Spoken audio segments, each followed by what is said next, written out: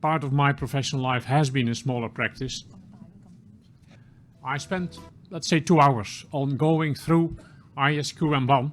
Yeah, we can do. So what I did in the plane is I went through all the requirements of HKSQM 1, which is a couple of 6 pages or so. And there's all this nice wording and formulation about this and about that. And I asked myself the question, going back to my time as kind of a sole practitioner with a 10-staff office. Now, if I would have to formulate this system of quality management just for myself, how would it look like? And that resulted in a kind of fairly pragmatic series of statements, how I would commit to quality. And as an example, the risk assessment process.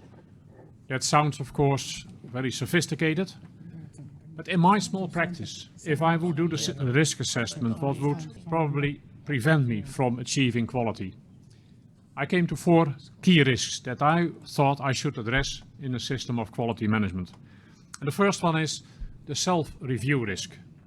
I'm the sole practitioner, the partner. I have a good staff team. Nevertheless, I'm running a risk that I think I'm doing all right. I'm a great partner, a great auditor. So you have to be critical to yourselves. That's an important conclusion. And then I thought, okay, what is my response to that kind of risk? And basically, I went 2 ways. I said, on one hand, I need to have a challenging relationship with my senior manager. Great professional. And I explicitly would ask him, no, and then if you think I'm too self-confident, have the courage to say so. But that's one avenue. The other thing is that some external help might be useful. So I thought of people that I know, and so I analyzed, I'm the sole practitioner, I have 10 staff, and I have 2 listed entities actually as a client. I'm proud of that. I have also the local hospital. That may not be important in the country, but for me in that little town, it's a significant public interest to have that right. So I said I had a self-review risk as part of my risk assessment. I also saw a risk of prevalence of commercial interest. It's happened to all of us. Now and then you're under pressure, and so I need to do something there. There is a risk that I become ill. What about then? Who is dealing with my clients? I need to arrange something there. And there's also a risk that I will be too busy and make the wrong compromises.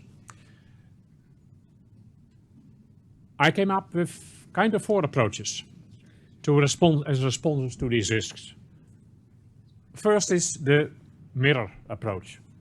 I commit in my system for quality management, and I write it down, that once a week I shall stand for the mirror and say, Arnold, did you really a professional job this week? Or was there anywhere where you compromised in the wrong way? Being honest to yourself. But we need more. The second is the commitment with my staff team. So I had some stuff here that said, well, we go through the system with the staff.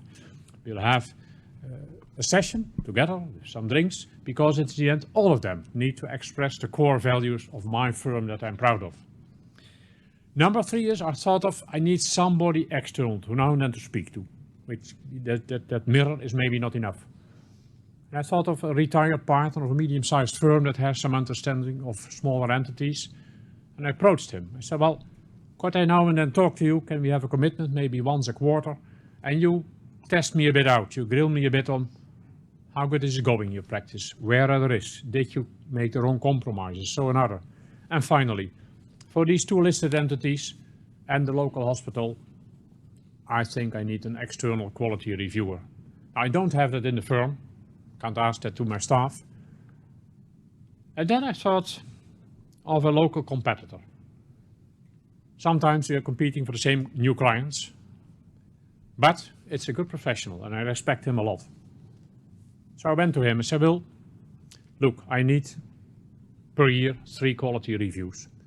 Would you be willing to do that? It will not interfere with your practice, but I need that external review and will agree to do so. So this is just a brief illustration. We talked a bit longer this morning, but in the end, the system of quality management can be very realistic and very pragmatic and go through all the nice words and make it just something that works in your own firm. Thank you.